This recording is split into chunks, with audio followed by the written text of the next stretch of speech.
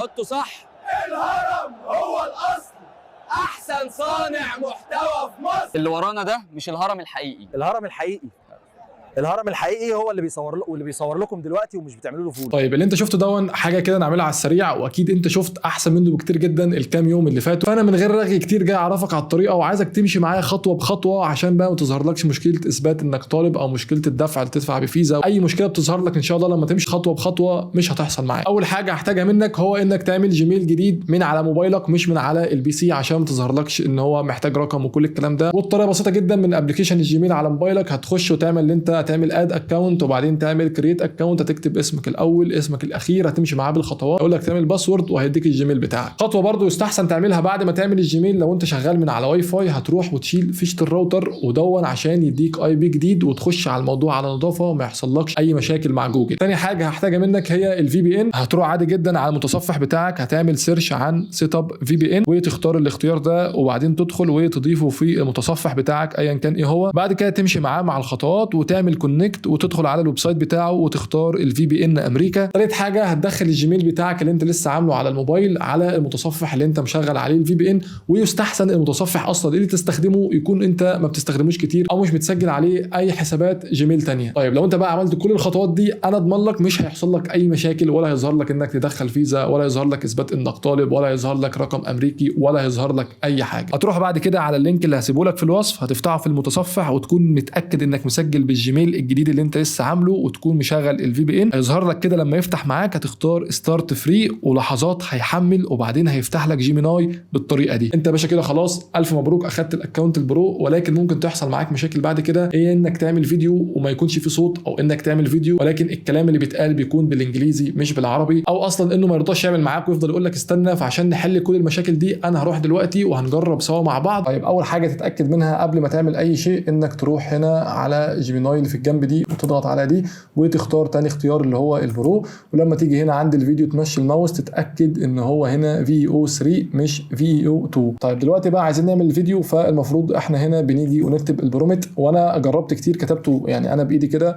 فاوقات كان بيطلع كويس، اوقات كان بيطلع بدون صوت، اوقات كان بيطلع الكلام انجليزي. عشان اتفادى كل الحوار ده فاحنا بنروح لشات جي بي تي، وهنا مثلا ممكن نعمل فكره فيديو اتنين قاعدين بيشربوا شاي مثلا في قهوه، يعني اتنين مصريين، والاول مثلا المفروض يكون بيتكلموا مع بعض، الاول يقول مثلا هل زيزو هيروح الاهلي، الثاني يقول له لا يا عم ده دي طلعت اشاعات. بقى هنكتب نقول لشات جي بي تي اكتب له برومت بيقول لي كده عشان ابعته ل VEO 3. هنستنى بقى هنا اهو، هنا البرومت بتاعه هو المفروض هو دون، فاحنا هناخده كوبي. وكل ما الموضوع يكون بسيط يعني جيميناي حب البساطه، فانت هتاخد البرومت ده كوبي وهنروح لجيميناي ونتاكد ان احنا ضاغطين هنا على فيديو وهنحط بيست وهنبعته له ونشوف هل هيحصل مشكله ولا هيعمله. وهو في الاغلب دلوقتي بقى بيحصل مشاكل بسبب ان في لود كبير قوي عليه وناس كتير بتعمل في نفس اللحظه. ويعني برضو اتاكد تاني نسيت اقولها انك وانت بعد ما تبعت له ان هو يعمله انك تتاكد ان الفي بي ان شغال معاك، عشان دي مهمه جدا، عشان ممكن يطلع لك الفيديو من غير صوت، وطالما هو قعد كده كام لحظه او كام ثانيه شغال فكده الفيديو هيشتغل ان شاء الله او هيتعمل، مش هيقول لك في لود او في اي حاجه. طيب هو بيقعد كده كام دقيقه يحمل، فاحنا هنروح لشات جي بي تي يعمل لنا برومت لحاجه تانية نجربها بعد ما التاني يخلص. كتب هو البرومت هناخده كوبي ونروح نشوف هل الفيديو جاهز ولا لا. لسه الفيديو برضو يعني الموضوع طول المره دي بصراحه، وجهز معانا هنا اهو الفيديو وهنفتحه سوا نشوف هل فعلا هو يعني شغال ولا لا. بيقول لك زيزو هيروح الاهلي. لا يا عم ده طلع اشاعات. اشاعات.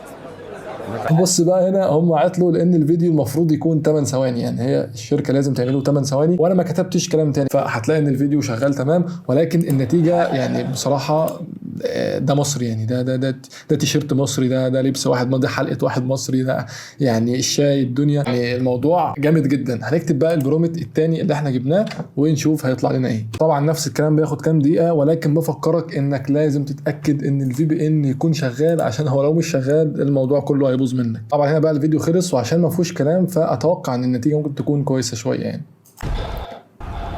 ده هنا ناس نازله، يعني علاقه ده بمصر، يعني البيوت هنا عمارات مصريه.